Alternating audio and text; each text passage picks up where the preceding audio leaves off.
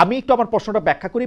প্রশ্নের প্রথম অংশটা মেটিকুলাস ডিজাইনার আমি কেন বলতেছি, আমি জুলাই আন্দোলন কিন্তু আমি প্রথম থেকে মানে খুব মনোযোগ দিয়ে লক্ষ্য করতেছিলাম। আমার ধারণা যে আপনিও জানেন যে আমি এটা লক্ষ্য করতেছিলাম, কারণ আমি 5 জুলাই 2024 কোটা আন্দোলনে প্রথম শো করি, যখনও কোটা আন্দোলনটা আসলে জমে নেয়। তারপরে 12-তে, 19-এ, 26-এ সেগুলি আলাদা কথা। কোটা আন্দোলনটাকে আমার কখনোই মানে এইটা এরকম মনে হয় নাই যারা কোটা আন্দোলন করতেছেন, মানে কোটা বিরোধী আন্দোলন করতেছেন তারা, বা বৈষম্য বিরোধী আন্দোলন করতেছেন তারা সরকার পতনের আন্দোলন করতেছেন, এটা আমার কখনো মনে হয় নাই। কিন্তু পরে যখন ঘটনা পরম্পরাগুলি দেখা গেল তখন মনে হইল যে হ্যাঁ, এইটার মধ্যে সরকার পতনের বীজ নিহিত ছিল। এখন সেই মেটিকুলাস ডিজাইনারটাকে আপনি, মানে এটা ডক্টর মোহাম্মদ ইউনূস বলছে যে সবাই মনে করছে এটা একটা এলোমেলো আন্দোলন, আসলে এই আন্দোলনের পিছনে খুব বড় মাথা ছিল, এই মাথাদের একজন মাহফুজ। আপনি কি এইটা একটু বলবেন কিনা যে আসলে ওই জায়গা থেকে আইসে বর্তমান পর্যন্ত একটু অতীত, বর্তমান, ভবিষ্যৎটা একটু আপনারা যদি একটু বলেন।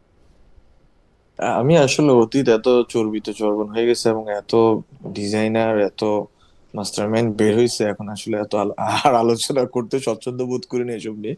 But for history, historic record যদি বলতে পারি, দুইটা কথা। এক নম্বর কথা হচ্ছে, কোন আন্দোলনই মানে যে কোনো গণবিপ্লব, গণ আন্দোলন বলি, অভ্যুত্থান বলি, সেটাতে দুইটা ঘটনা হয়।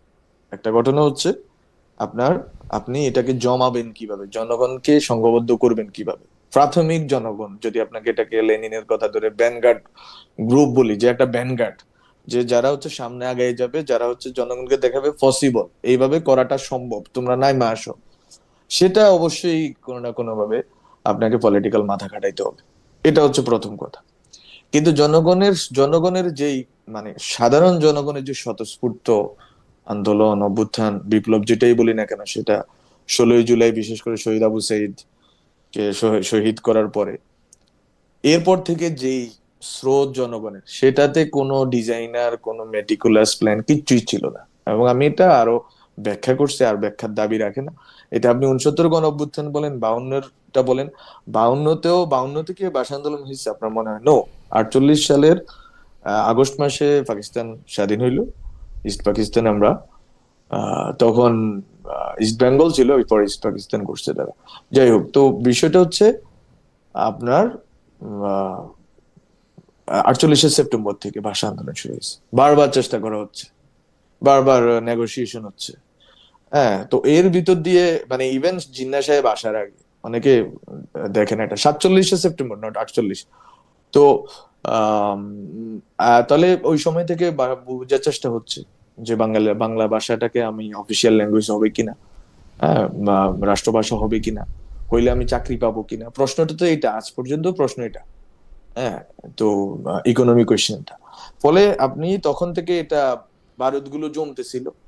অনেকে অনেকভাবে চেষ্টা করছে, একটু আগে যেটা বললাম, যুবলীগ, আওয়ামী লীগ, তারপর হচ্ছে অনেকগুলো উদ্যোগ, তমুদ্দুন মজলিস, বিভিন্ন রকম উদ্যোগ, সাহিত্যিক উদ্যোগ, সৈনিক পত্রিকা বের করতো তারা। তমুদ্দুন মজলিস একটা পত্রিকা ছিল, এখন অনেকে চিনে না জি, এই পত্রিকা। যাই হোক, বাট আমরা দ্য পয়েন্ট পয়েন্ট ইজ, এটা এটা থেকে আপনি একটা স্রোত তৈরি করলেন। সেটা একদিন হুট করে একটা ঘটনার দিকে রূপ নিল, যে ঘটনাটার কারণে আপনার অনেকগুলো মানুষ শহীদ হইলো। আজকে আমরা ভাষা দিবস হিসেবে, আন্তর্জাতিক মাতৃভাষা দিবস হিসেবে এটাকে পালন করি। 69 গণ অভ্যুত্থানের সেম, আপনি বারবার চেষ্টা করছেন, ভাষা নিয়ে ঘেরাও আন্দোলন করলেন। 69, 68, 5, 6 ডিসেম্বর, যদি আমি ভুল না বলি, 1 তারিখ আগে পরে হইতে পারে, কিন্তু ডিসেম্বরের প্রথম দিকে উনি ঘেরাও আন্দোলন করলেন। ওই সময় যেখানে এখন বঙ্গভবন, ওখানে ছিল গভর্নর জেনারেল হাউস বা বা এরকম। তো ওদের ওখানে ঘেরাও দিলেন উনি। এই ঘেরাও হচ্ছে যে ওই সময় শেখ মুজিবুর রহমান কিন্তু ভিতরে, মানে আগরতলা ষড়যন্ত্র মামলায়, তখন উনি, মানে উনি কিন্তু এই উদ্যোগটা নিলেন। ছাত্ররা 11 দফা কেন্দ্রিক মানে আন্দোলন করতেছে, আর বাসানি নেমে দেখাইলেন যে এটা সম্ভব, তোমরা এটা সম্ভব, মানে আইয়ুবকে ঠেকানো, আমরা শেখ মুজিবকে বের করা, একটু যদি এটা আপনি, সম্ভব। আমি একটু ব্যাখ্যা, জি হ্যাঁ, না না, এটা ব্যাখ্যা জি করি, এটা জি ব্যাখ্যা করি, বাংলাদেশের জনগণ জানা দরকার। এটা ব্যাখ্যা করে আমি আরেকটা কথা বলে শেষ করব, এটা আমি মনে করি এটা রেকর্ডের জন্য রেখে দিই। তো এটা হচ্ছে প্রথমে একটা দফা গেল, ডিসেম্বরের প্রথম দফা ওখানে মানুষ নিহত হইলো। ওই সময় আমাদের একজন টিচার, এখন Dhaka university teacher doctor Mahbubullah, উনি নিজে আমাকে বলছে ওনারা ঘেরাও আন্দোলন করে ওনারা কিন্তু তখন ওনাদেরকে সবাই খুঁজতেছে, পাকিস্তানের মানে মিলিটারি এবং পুলিশ খুঁজতেছে। উনি কিন্তু প্রায় কয়েক সপ্তাহ উনি মানে আত্মগোপনে ছিলেন। পরে যখন জানুয়ারির দিকে আন্দোলনটা একটা মোমেন্টাম পাইলো, শহীদ আসাদ শহীদ হওয়ার পরে, তখন কিন্তু ওনারা আবার এই আত্মগোপন থেকে বেরিয়ে আসলেন। এই তারপরে আন্দোলনটা আরো Fair জমে enough. উঠলো ফেব্রুয়ারির দিকে। জি জি একটু শেষ করি। হুম হুম আমি মনে করি এটাই আজকের আলোচনা, এর চেয়ে এটাই গুরুত্বপূর্ণ হবে। হুম। সেটা হচ্ছে যে তখন এটা মোমেন্টাম পাইলো এবং এটা গড়ে উঠলো। আমরা কি কখনো বলি যে 69 গণ অভ্যুত্থান এক ষড়যন্ত্র? 69 গণ অভ্যুত্থান এটা এটা বলছে আইয়ুব খান বলছে, হুম। এটা বলছে ইয়াহিয়ারা বলছে, এটা বলছে পাকিস্তানের জান্তা বলছে, আজকে না না যেরকম আমলিক বলে। হ্যাঁ, হ্যাঁ, তো এইভাবে বলে আর কি। কিন্তু যেটা প্রফেসর ইউনূস যেটা বলছেন সেটা আমি বলি, আমাকে নিয়ে দুইটা কথা বলা হয়েছে। হ্যাঁ কোথাও মাস্টারমাইন্ড শব্দটি ইউজ করে না। Mastermind is a bad word. Mastermind is a word, আপনি বলবেন হত্যাকাণ্ডের mastermind, mastermind always bad word. Professor Yunus not mastermind really শব্দটা ব্যবহার জনাব আলম, না নট না আমি রিয়েলি আমি- মাস্টারমাইন্ড ব্যাড ওয়ার্ড না। কারণ কারণ মাস্টারমাইন্ড বলতে বুঝায় হচ্ছে কুশীলব। অনেক সময় আপনি এই যে এখন বিশ্বকাপ চলতেছে, আপনি দেখবেন একটা টিমের ধারণা চেঞ্জ করে দেওয়ার জন্য একটা খালেদ ভাই, মাস্টারমাইন্ড শব্দ ব্যবহার করে। জি, আমার কাছে খালেদ শুনে ভাই, আমি বলি মাস্টারমাইন্ড শব্দটা শুনে আমার কাছে খারাপ লাগে না। আচ্ছা আপনি বলেন, আপনি না বলেন, না আমার প্রশ্ন না আছে। জি খালেদ ভাই, জি আমি বলি হুম। ফাজিল মানে হচ্ছে ডিগ্রি পাস, মানে যে ডিগ্রি পাস, যার হ্যাঁ ডিগ্রি, না, হ্যাঁ না, ফাজিল মানে ডিগ্রি পাস না রে ভাই। ফাজিল মানে হচ্ছে বেয়াদব যার বা মধ্যে যে না না যার বেফুজুল মধ্যে কথা বলা ফজিলত যাবে। আছে। জি না না, যে ফজিলত আছে, জি এই যে আপনি যেগুলো বলতেছেন এটাই হচ্ছে যে ফাজিলের মিনিংটা বদলে গেছে। হুম মানে ফাজিল মানে হচ্ছে যার মধ্যে ফজিলত আছে, যার হুম। মধ্যে মর্যাদা আছে, রাইট রাইট। যে মর্যাদাবান হইল তাকে ফাজিল বলে। হ্যাঁ, এটা ডিগ্রি পাশের আচ্ছা ঠিক সমমান, আছে, না কিন্তু আমি মূল আমি আরবি আমি যোগাযোগের হ্যাঁ, ছাত্র ভাই, আমি কনোটেটিভ মিনিং আর ডিকশনারি মিনিং এর সেমেন্টিক মিনিং এর তফাৎ আমি বুঝি। আমি আমি তর্ক করব না, জি তফাৎ আমি বুঝি। শুধু দুইটা স্টেটমেন্ট হ্যাঁ আপনি বলেন তো, হ্যাঁ মেক মাস্টারমাইন্ড, করি। হ্যাঁ বলেন বলেন। দুইটা স্টেটমেন্ট মেক করি। যে আমাদের শফিকুল আলম ভাই যে স্টেটমেন্টটা দিয়েছেন অ্যাবাউট মি, হুম এবং প্রফেসর ইউনূস যেটা দিয়েছেন, এখানে মাস্টারমাইন্ড শব্দটাই বলেন। স্যার খুবই ক্যাটাগরিক্যালি শব্দটি ইউজ করছেন, ব্রেইন বিহাইন্ড। হুম হ্যাঁ, এবং এই ব্রেইনস বিহাইন্ড আপনি যে কোনো ওয়েস্টার্ন ডিবেটে বা পলিটিক্যাল তর্কে এটা বলে যে হ্যাঁ, he is one of the মানে কি বলা যায়, people who have thought about this things. Okay তো ওকে বিষয় হচ্ছে এটাকে বাংলাদেশে যে ফ্রেমিংটা করেছে, ইট হ্যাজ মানে মানে made so much difficulty for me. So মানে যাই হোক, এটা আমি বলতে চাই আর কি। তো হুম এটা আমি বলতেছি যে মেটিকুলাস ডিজাইন, উনি যে শব্দটা ইউজ করছেন, অথবা এরপরে যেটা হয়েছে, উনি ওনার জায়গা থেকে উনি স্টোরি টেলিং এর জন্য বলেন, এই পুরা ঘটনাটাকে উনি সারা দুনিয়া ব্যাপী স্টোরি টেলিং করেন। উনি যেভাবে বলছেন এটা একটা, কিন্তু সাধারণ জনগণের কাছে এটা হচ্ছে প্রথম দিকে অবশ্যই রাজনৈতিক নেতৃত্ব যারা ছিল, স্টুডেন্ট লিডারশিপ, তাদের মধ্যে আন্ডারস্ট্যান্ডিংটা ছিল যে এটাকে একটা জমাইতে হবে। হুম এবং জমছে যখন, সরকার রিয়েক্ট করছে, এবং সরকার রিয়েক্ট খুব ব্রুটালি করছে, এবং ব্রুটালি করার কারণে সরকার অজনপ্রিয় হয়েছে। জনগণ বুঝতে পারছে যে ছাত্ররা যদি নামে এবং নেমে যদি শহীদ হইতে পারে, ওয়াই শুডন্ট উই, এবং why shouldn't we join their march and protest. এবং মানুষ তখন নামছে, মা বোনেরা নামছে, খালারা নামছে। তো কখন নামছে? যখন ছাত্ররা একটা উদাহরণ তৈরি করছে যে আমরা নামছি, আমরা শহীদ হইছি, এন্ড এই যে তোমরা এবার নাম, এবং শহীদ হইয়া তারা এই সাক্ষ্যটা দিছে যে ওকে, নাও উই আমার হ্যাভ আমার এখানে দুইটা খালি, আমি একটু আগানোর জন্য আমার খালি দুইটা খালি এখানে প্রশ্ন। আমি শব্দর ওই সিমেন্টিক মিনিং এর দিকে আমি না যাই, কনোটেটিভ মিনিং এর দিকে আমি না যাই। আপনাকে যদি ব্রেইন বিহাইন্ড পরিচয় করাই দিতে গিয়া ডক্টর মোহাম্মদ ইউনূস কিন্তু সেটা শুধু কথার কথা বলেন নাই, উনি আপনাকে নিয়ে গেছেন সেখানে ক্লিন্টন ফাউন্ডেশনে সে বক্তৃতা দেওয়ার সময় আপনাকে উনি স্টেজে উঠে পরিচয় করাই দিয়েছেন। কারণ উনি এটা মিন করছেন, এটা একটা হঠাৎ ঘটনা না। মেটিকুলাস ডিজাইনের ক্ষেত্রেও এটা বলতে গেলে আমার কাছে মনে হয় শুধু এটা স্টোরি টেলিংয়ের জন্য এটা হঠাৎ ঘটনা না।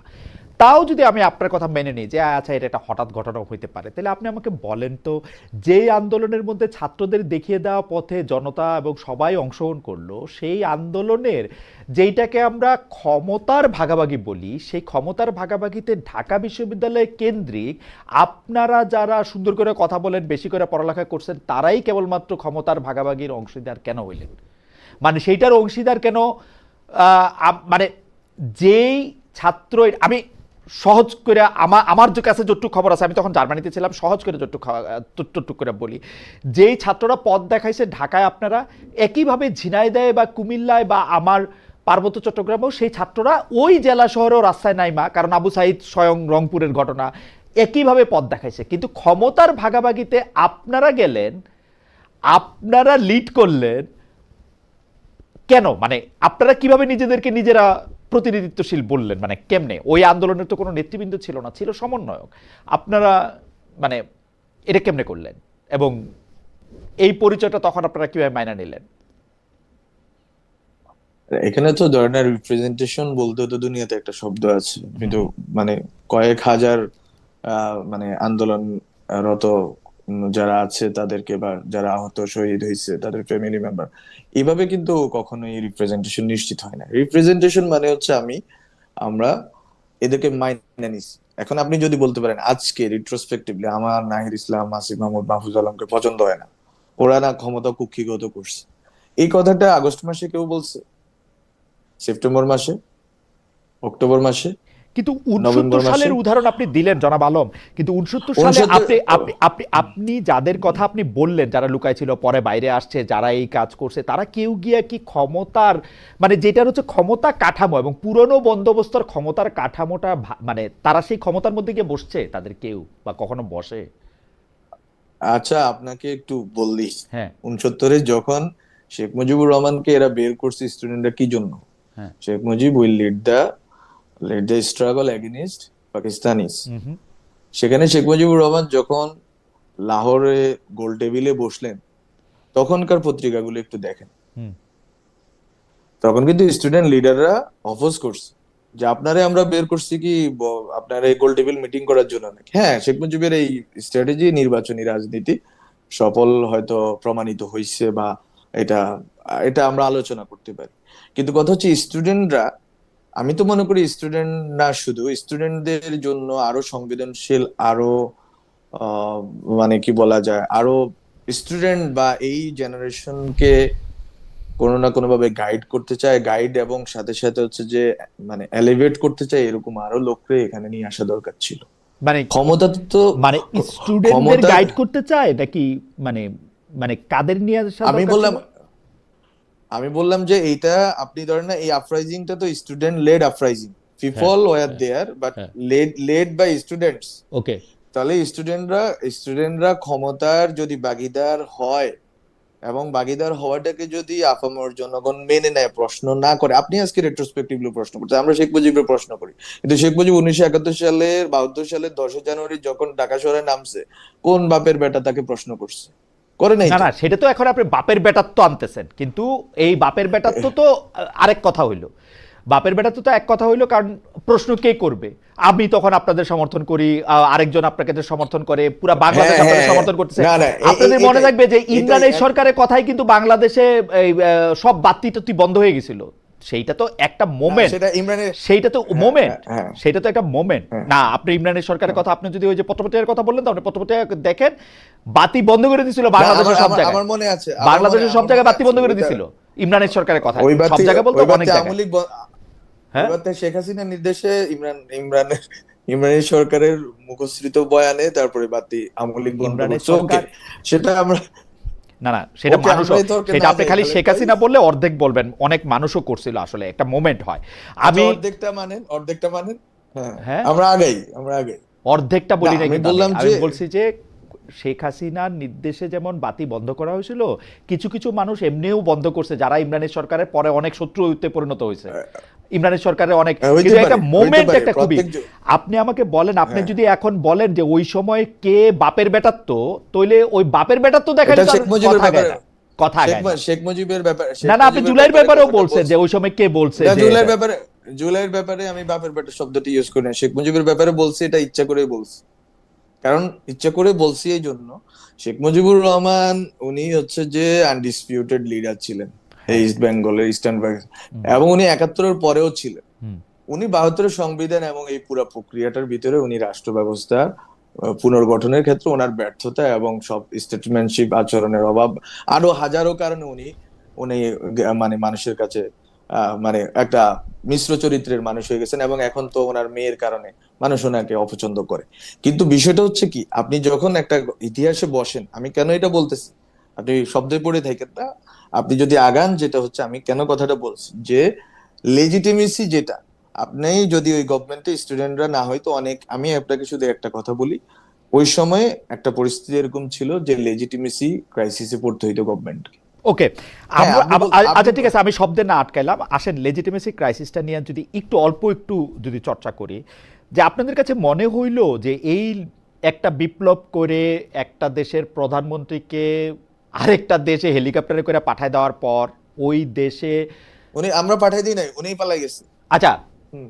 পালায় যাওয়ার পরে যে দেশে সরকার নাই, তখন আপনার কাছে মনে হইলো যে এই দেশের আসলে লেজিটিমেসিটা এমনভাবে রাখতে হবে যে ওই প্রেসিডেন্টের কাছে গিয়ে আপনাদের শপথ নিতে হবে, একটা তত্ত্বাবধায়ক বা অন্তর্বর্তী সরকারের কাঠামো সংবিধানের মধ্যে খুঁজে বাইর করতে হবে, ওই বিচার বিভাগের 106 রে ধইরা ওইভাবে ওটা লেজিটিমেট করতে হবে, ওইটা কেন মনে হইলো, মানে ওইটা কেন মাথায় আসলো? ওই ওইটা মনে হয়নি রে ভাই, মানে হুম, বিষয়টা হচ্ছে যে যেটা ঘটছে সেটা আর যেটা করতে পারতো সেটা নিয়ে যদি আমরা আলোচনা করি, আলোচনা রাত শেষ হয়ে যাবে, আমার এখানে হুম, রাত, আপনার ওখানে দিন। হুম। সো আচ্ছা।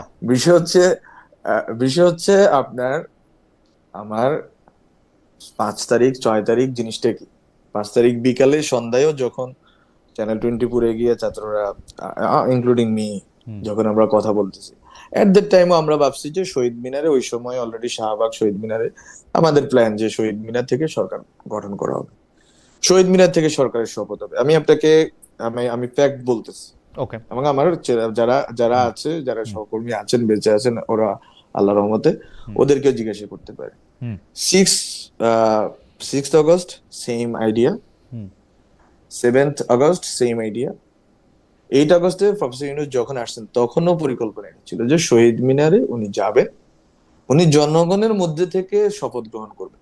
ওকে। আমি এটা বলতেছি, হুম, হুম, ফলে আপনি এটাকে কিভাবে সংবিধানের কাঠামোটা কেন লাগে, কেন আমরা সংবিধান বলছি যে 72 সংবিধান চাই না, হ্যাঁ, কেন আমরা অনেকগুলো সংবিধানকে নিয়ে কেন এত, মানে মানুষের ভিতরে এত এত এত কথাবার্তা, হ্যাঁ, এটা তো শুরু হয়েছে, আমরা শুধু বলি নাই, এটা রাষ্ট্রীয় সংস্কার আন্দোলন আসাদ কাইম বাইরা হুম, থেকে শুরু করে বিএনপির লোকরাও বলছে, সব ধরনের রাজনৈতিক যারা বিরোধী দল ছিলেন ওই সময় তারা বলছে, এখন হয়তো তারা বলে টলে গেছেন আর কি।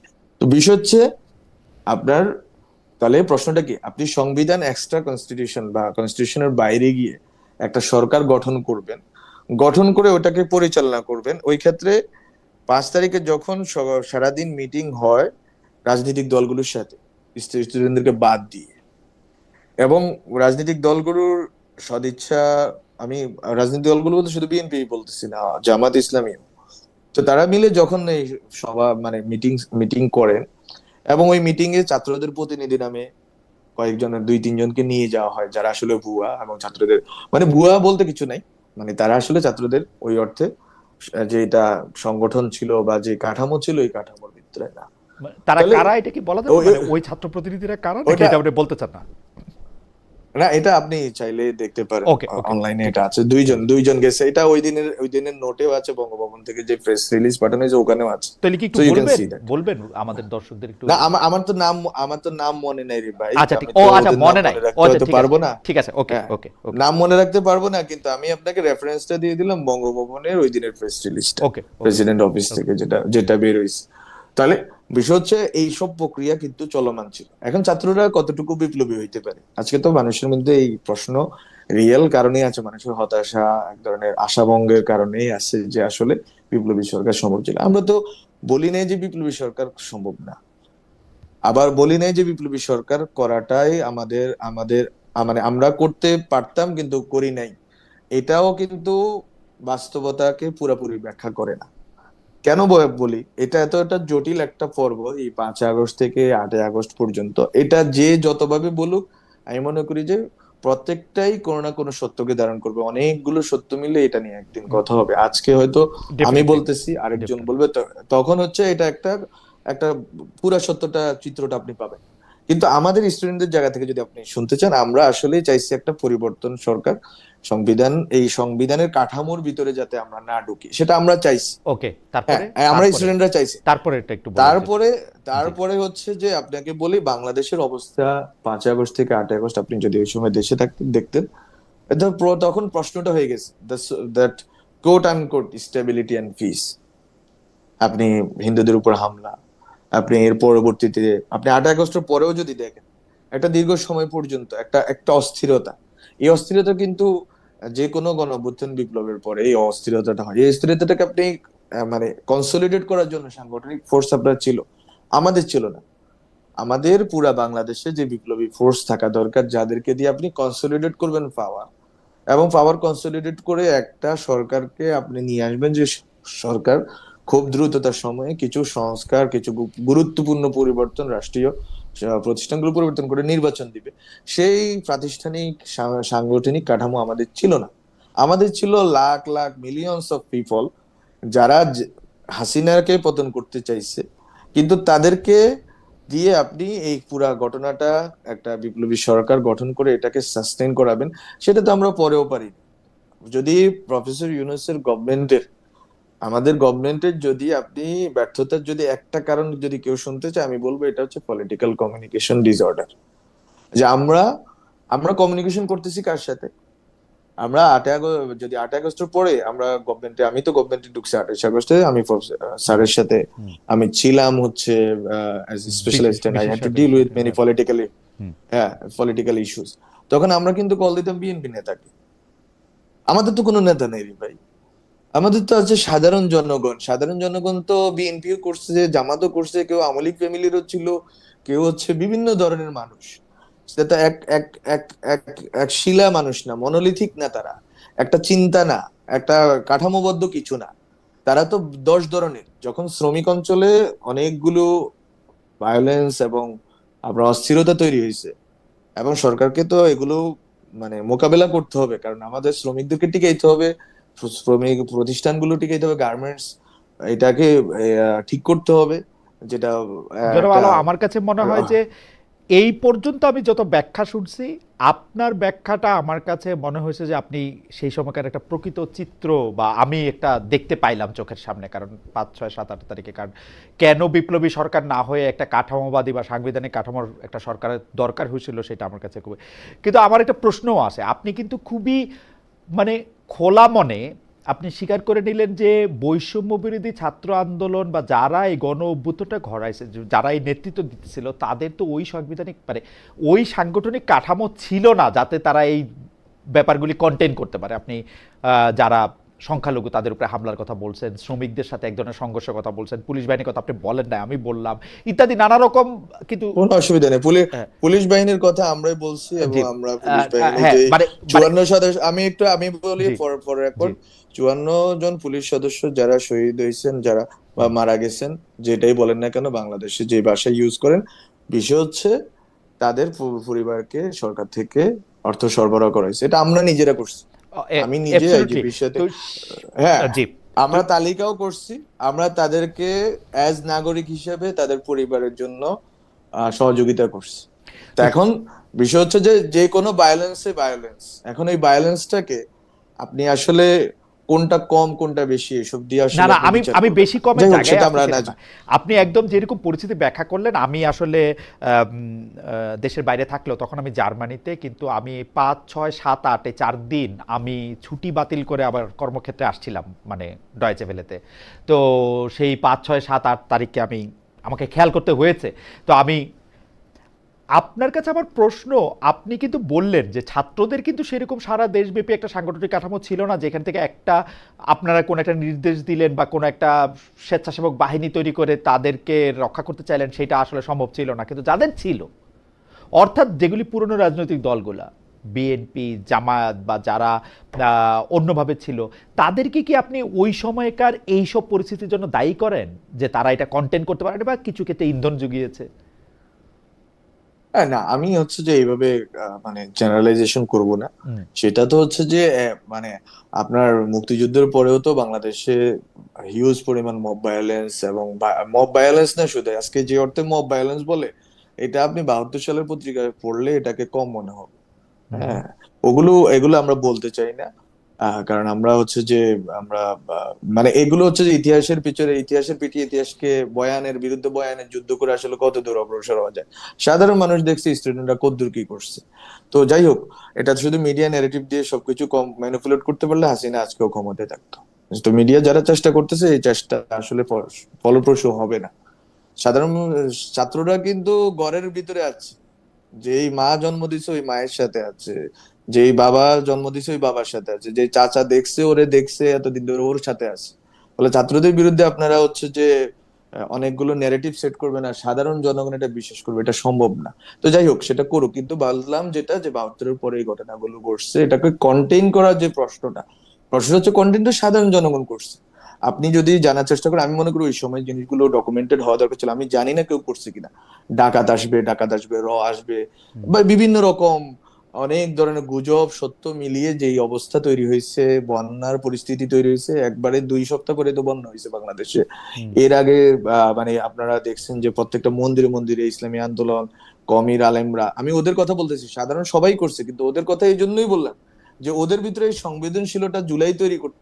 এই সময় মানুষের মধ্যে যেই আপনি স্পন্টেনিটি দেখছেন, হ্যাঁ, এবং মানুষের মধ্যে যে এই দেশ প্রেমটা দেখছেন, আমি জানি না এটা কেউ কভার করছে কিনা, আমি জানি না যে এটা আসলে ডকুমেন্টেশন করে এটাকে অনুভব করা যাবে কিনা। আমি অনুভব করতে পারছি যে মানুষ নিজেরা রাস্তাঘাটে পাহারা দিছে, গান বাজনা করে পুরা ঢাকা শহর, মফস্বল শহরগুলো নিরাপত্তা নিশ্চিত করছে, গ্রামে গঞ্জে পর্যন্ত হিন্দুদের মন্দির রক্ষা করছে।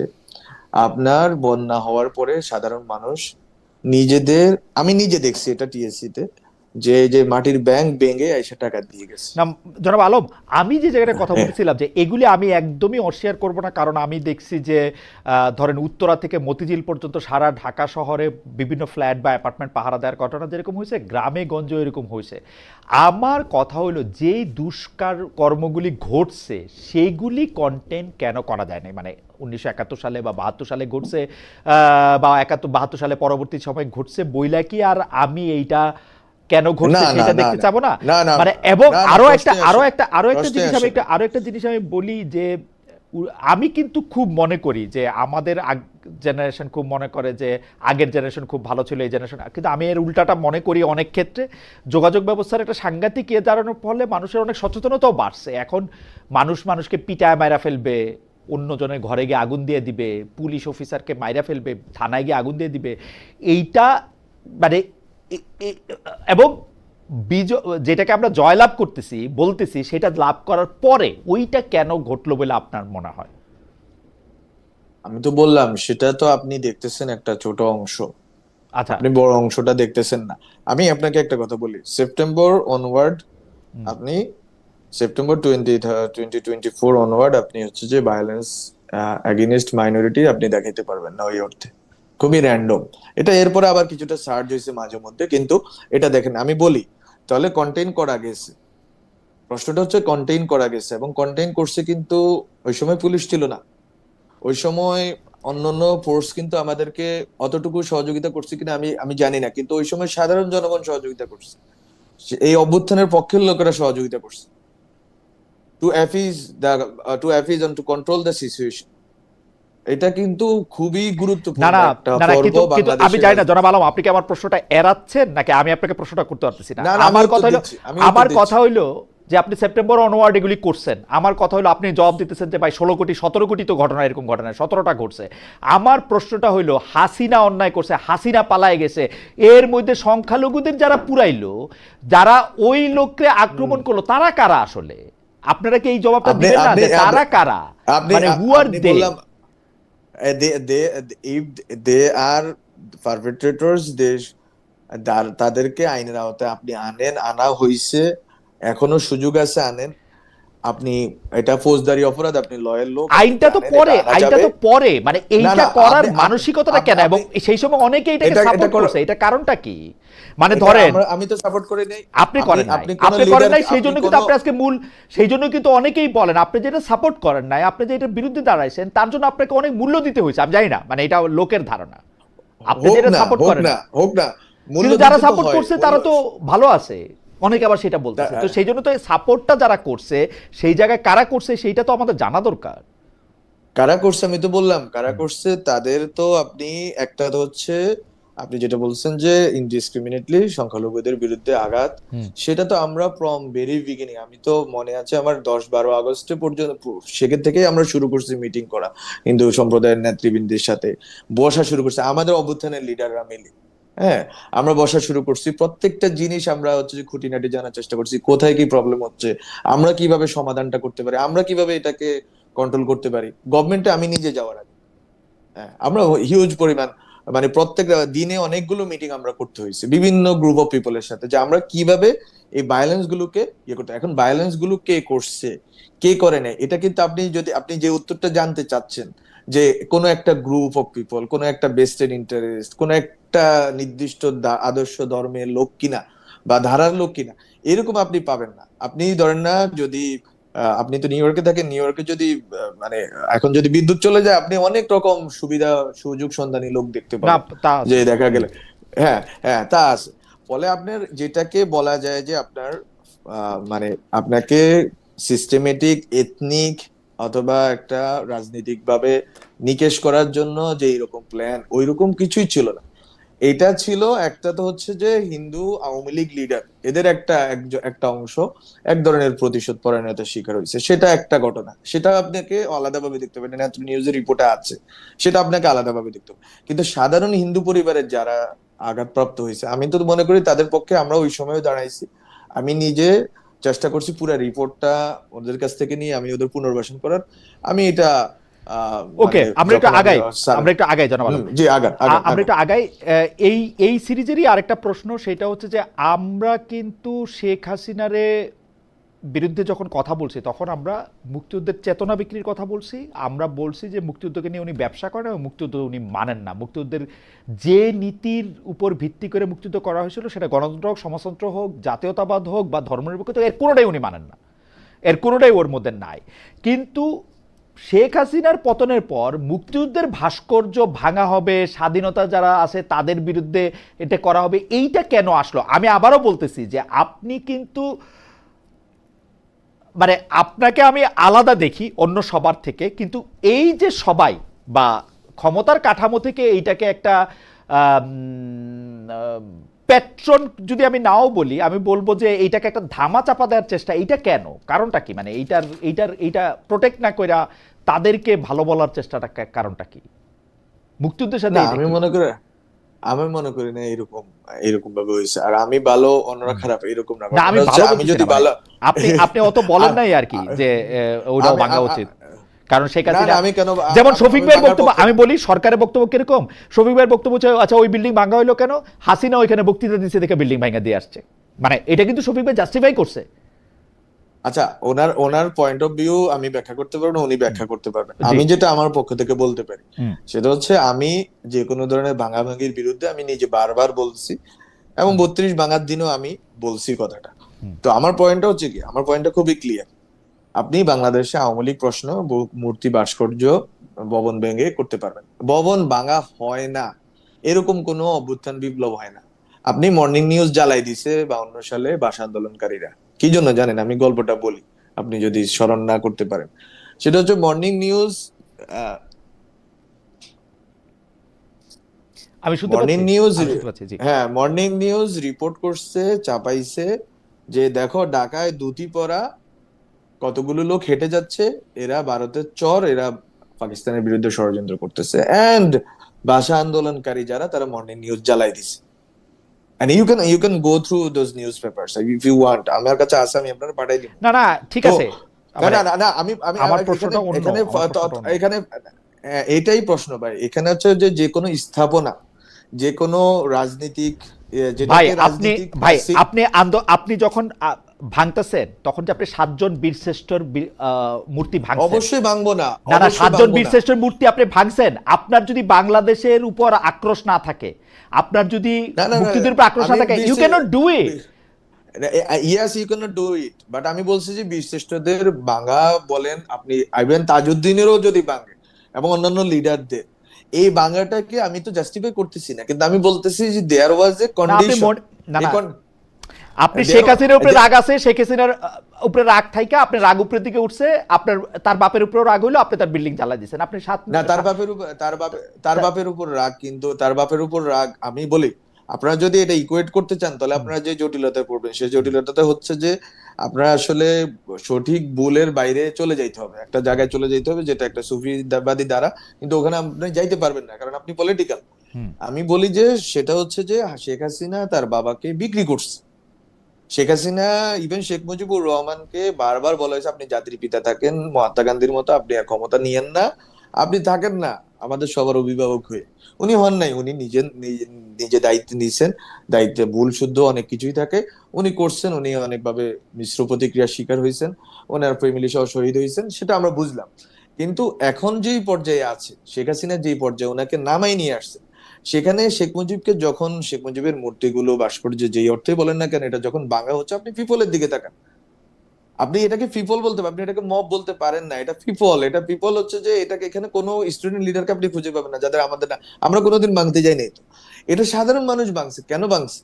প্রশ্নটা হচ্ছে ক্ষোভের বহিঃপ্রকাশ হিসেবে ভাঙছে। এখন আপনি যদি বলেন যে 12 মাস, কত 16-17 মাস পরে প্রথম আলো ডেইলি স্টারে আগুন, আপনি এটাকে আপনি এবার ধরেন, কিন্তু আপনি ধরেন না 5ই আগস্টের অব্যবহিত পরে, ইমিডিয়েট পরে যেগুলো হয়েছে, আমি মনে করি যে শেখ হাসিনা শেখ মুজিবুর রহমানের প্রতি আচ্ছা, যে আমি আমি আক্রোশ, আমি সেটা, আমি তো সেটার থেকে একটু আগাইতে ছিলাম, সাতবীর শ্রেষ্ঠর ইয়াটাকে ও ক্ষোভের জন্য হ্যাঁ ভাঙছে। সেটা আমি আমি আমি মানে আমি শেখ মনে হাসিনার করি সাথে যে এটা সাতবীর শ্রেষ্ঠর কি, আমি নো তো নো মানলাম নো নো, এটা আপনি এটা আপনি পাবলিক করতে ক্ষোভ। পারেন না। আমি না, এটা পাবলিক ক্ষোভ না, এটা যারা ভাঙছে তাদের অন্য অভিসন্ধি আছে। আমি সেইটাই তো ইভেন যারা বলতে মুজিবনগর, চাইতেছিলাম, আমি তো হ্যাঁ সেটাই বলতে মুজিবনগরে, চাইতেছিলাম। মুজিবনগরে যারা মূর্তি ভাঙছে ওদের ভিন্ন অভিসন্ধি আছে।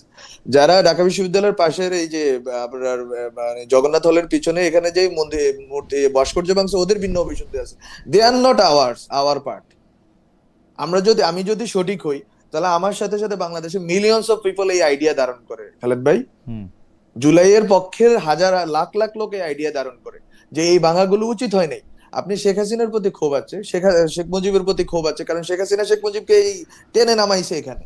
It is Sheikh Hasina's fault. না না, সেইটা তো হ্যাঁ সেইটা তো আমি হ্যাঁ আলাদা করে 14 রাখলাম। আমি তো হ্যাঁ দেখতেছি যে আপনি হ্যাঁ যখন 7 জন বীরশ্রেষ্ঠর এটার মধ্যে আপনি মুক্তিযুদ্ধের মুরালে আঘাত করতেছেন, আপনি মুজিবনগর না, দিবস এটা আপনি করতে এটা পারেন না, করতেছেন, এটা আপনি করতে পারেন না, এইটা তো এটা আপনি করতে এইটা পারেন তো না, আপনি ক্ষোভটাই আপনি করেন না, করতে এটা পারেন তো না এটা। পিপল করে নাই, পাবলিক করে না, এটা তো কোনো না কোনো একটা রাজনৈতিক ইন্ধনে এটা করা হয়েছে। হ্যাঁ হ্যাঁ হ্যাঁ, আমি তো এটা অস্বীকার অ্যাবসলিউটলি। করতেছি না, এবং আমি এটাকেই আমি বিরোধ করতেছি যে এটা জুলাইকে মুক্তিযুদ্ধের বিরুদ্ধে দাঁড়া করানোর একটা প্রক্রিয়ার ভিতর দিয়ে অনেকে এটা করছে, যে অভিসন্ধি যাদের ছিল তারা আমরা না। আপনি মুক্তিযুদ্ধের পরে যারা চোর চাচড়িগিরি করছে, যাদের কারণে শেখ মুজিবুর রহমান বলছে আমার কম্বলটা কই, তারা কি মুক্তিযোদ্ধা ছিল না? আপনাকে আমি বলি, একবার খুব ক্লিয়ার কাট কথা শুনেন, 71 থেকে 80-র দশক পর্যন্ত কোনো মুক্তিযোদ্ধাকে যে রাজাকাররা হত্যা করে নাই, হুম মুক্তিযোদ্ধারা মুক্তিযোদ্ধাদেরকে মারছে। হুম তো আপনি কারে দোষ দিবেন? ফলে আপনাকে, কিন্তু এই জন্য কি আপনি মুক্তিযোদ্ধাদেরকে বলেন মুক্তিযুদ্ধ খারাপ? হুম বলেন না তো। কারণ মুক্তিযুদ্ধ যখন ইভেন্টটা শেষ হয়ে গেছে 16ই ডিসেম্বর, এরপরে যে ম্যাস কিলিং, বিহারীদের উপর কিলিং, তারপর আপনার হচ্ছে যে নিজেদের মধ্যে অন্তর্কোন্দলে কিলিং, জাসদের উপর আমি কিলিং, আমি আমি দুইটা এই আমি আমি হচ্ছে যে আপনি যেহেতু বারবার এই প্রসঙ্গটা আনতেছেন, আমি দুইটা জায়গা থেকে এটা দেখি। 1971 সালের পর থেকে যদি বিহারীদের উপরে, জাসদ ইত্যাদির উপরে, এটার সাথে কিন্তু একটা প্রপার্টির একটা সরাসরি রিলেশন ছিল। কারণ বিহারীদের ক্ষেত্রে তো আপনি এটা এখন গেলেই দেখতে পারবেন, মিরপুর 11 নম্বরে যান, মোহাম্মদপুরে যান, আমি তো এটা সরাসরি দেখতে পারবেন, নিশ্চয়ই এটা প্রপার্টির। কিন্তু যখন আমি ইডিয়ালিস্টিক জায়গা থেকে আসতেছি, আমি ওইটাও মাইনা নিলাম যে শেখ হাসিনা এমন এক জায়গায় বাংলাদেশের মানুষকে নিয়ে আসছে যেখানে তার বাবাকে নিয়েও এরকম অশ্রদ্ধা অসম্মান দেখাইতে পাবলিক গেছে। কিন্তু আমি যেটা বলতেছি যে ইডিওলজির জায়গা থেকে এই জিনিসটা কেমনে জনপ্রিয় হয় যে আমরা 71 সালে আমরা ভুলভাবে দেশ স্বাধীন করছি, 71 সালে এত লোক মারা যায় না, no no no no no, এই জায়গাটাতে মানুষ এগুলো কেমনে এগুলো সমর্থন করছে, এটা কি আপনারা এটার মধ্যে আমরা স্টেক বলি ছিল? নাই, এগুলো আমরা বলি নাই, নেভার। আচ্ছা। এগুলো যাদের বলার তারা বলছে, যাদের এটা দিয়ে রাজনৈতিক ফায়দা হাসিল করা ছিল তারা বলছে। হুম আপনি 71 ভারতের কাছে বিক্রি করে দিয়েছে যারা, একটা অংশ ছিল, একটা অংশ বলছে এটা দ্বিজাতি তত্ত্বের অবসান হয়েছে, এটাও ছিল। 71 হাজার রকম, 71 ওকে। আপনার কাছে একরকম, না 71 না, 71 প্রত্যেকের কাছে ডেফিনেটলি হ্যাঁ। ডেফিনেটলি ফলে 71 আপনার রকম, হ্যাঁ, ডেফিনেটলি। এবং 47 হাজার রকম পাকিস্তান আন্দোলন, আবুল হাশিমের পাকিস্তান আন্দোলন হচ্ছে বেসিক্যালি গ্রেটার বেঙ্গল করার আন্দোলন, মাওলানা ভাসানীর আন্দোলন, শেখ মুজিবুর রহমান, আমি শেখ মুজিবুর রহমানের একটা লেখা ওই সময় ছাপানো হয়েছে 47 সালের, এটা আমি আমার রিসার্চের কাজে এটা ইউজ রাইট। করছি। আর হ্যাঁ, 47-এ শেখ মুজিবুর রহমান আমি নিজে আমি বক্তৃতা দিয়ে বলতেছে আমরা অখণ্ড বাংলা চাই। হুম, এখন ওই রাজনীতি যারা করছে, আর শাহজিজুর রহমান তখন বিরোধিতা করছে, হুম, সেই শাহজিজুর রহমান আবার পাকিস্তানের পক্ষে 71 সালে, আর শেখ মুজিবুর রহমান 71-এর নেতা। হুম, হুম। ফলে এগুলো প্রত্যেকটা রাজনৈতিক ঘটনারই অনেকগুলো চরিত্র দাঁড়ায়, আমার এবং কোনটা সহি চরিত্র কোনটা বেসহি চরিত্র সেটা তো আসলে ইতিহাস নির্ধারণ করবে। আর আমার আমার মনে হয় যে আমি একটু বর্তমান রাজনীতিতে ফিরে আসি। আপনার কাছে কি মনে হয় যে বাংলাদেশের, মানে আমি এই কথাটা প্রায় শুনি যে বাংলাদেশের বেশিরভাগ মানুষই আসলে ৭১ সালে যে বাংলাদেশটা স্বাধীন হয়েছে এইটার বাস্তবতাটা ঠিক অনুধাবন করে নাই, সেই জন্য এটাকে মুক্তিযুদ্ধ না বলে এটাকে গন্ডগোল বলে। অনেক মানুষই রাজনৈতিকভাবে এটার পক্ষে ছিল না, অনেক মানুষ এটা আসলে বুঝতেই পারে নাই, এবং সেটা ভারতের ষড়যন্ত্রে এবং চক্রান্তে পাকিস্তান থেকে তার আলাদা হইতে হয়েছে। আপনার কাছে কি মনে হয় বাংলাদেশের বেশিরভাগ মানুষ কি এখন অবশ্য এই এটা উদাহরণটা, মনে করে না, হ্যাঁ, এটা এটা মনে মনে করে, করে না, এটা মনে করে না, এটা আমি মনে মনে করে করি। না। এগুলো এগুলো একটা নির্দিষ্ট রাজনৈতিক গোষ্ঠীর হুম। প্রচারণার অংশ, যে তারা এইভাবে বাংলাদেশটাকে ডেফিক্ট করতে চায়। ওকে। বাংলাদেশের প্রত্যেকটা ইভেন্টকে আপনার ওই স্পেসিফিক চরিত্রের জায়গা থেকে ব্যাখ্যা করতে হবে। ওকে। ওইটা যদি আপনি না করতে পারেন, তাহলে যেটা হবে যে আপনি নেগেশনের ভিতর দিয়ে আপনি যাবেন, আপনার কোনো জাতীয় চরিত্র দাঁড়াবে না। এই জন্য আমাদের এত খারাপ অবস্থা এই দেশ হিসেবে। ওকে। অনেকে বলে টাকা পয়সার কারণে, কিন্তু আপনার ন্যাশনাল কোনো ক্যারেক্টার নাই রে ভাই। না, এটা ঠিক আছে, এটা ঠিক আছে। আর আমি দুইটা বিষয়ে আপনার একটু মতামত জানতে চাইবো। যে একটা হচ্ছে যে মার্কিন যুক্তরাষ্ট্রের সঙ্গে বাংলাদেশ যে চুক্তি করছে সেটা আপনারা, মানে আপনি অবশ্য প্রত্যেক করে বাইরে আসছেন, কিন্তু আপনাদের আপনি যে সরকারে ছিলেন সে সরকারে ছিল, তারা এটা ৯ তারিখে করছে। এই ব্যাপারে অল্টারনেটিভসের বা যেন মাহফুজ আলমের কোনো আলাদা অবস্থান আছে কিনা, যে চুক্তিটা কেমন হয়েছে, ভালো খারাপ, আগে পরে? আমাদের এখানে খুবই ক্লিয়ার কথা, আপনি হুম, হচ্ছে ইমিডিয়েট রেজাল্টের জন্য যদি আপনি এটা করেন, তাহলে আপনি এটা করছেন, কিন্তু আমি মনে করি যে এটা লং টার্মে এটা বাংলাদেশের স্বার্থের জায়গা থেকে অনেক ক্ষেত্রে আমাদেরকে ক্ষতিগ্রস্ত করবে। বিশেষ করে আমরা যে কথাগুলো বলতেছি, আমাদের নিজস্ব জ্বালানি, আমাদের নিজস্ব ফসলের প্রশ্ন, আমাদের নিজস্ব যে শিল্পের প্রশ্ন, এগুলোতে আমাদেরকে বাধাগ্রস্ত করবে। এবং সরকারকে এটা যত দ্রুত করা যায় রিভিজিট করা উচিত, বসা উচিত আবার এই নেগোসিয়েশনে। And they should think about their slogan যে বাংলাদেশ ফার্স্ট। তারপরে তারা যা ইচ্ছা ট্রিটি করুক, কোনো অসুবিধা নেই, যে কোনো দেশের সাথে ট্রিটি হইতে পারে।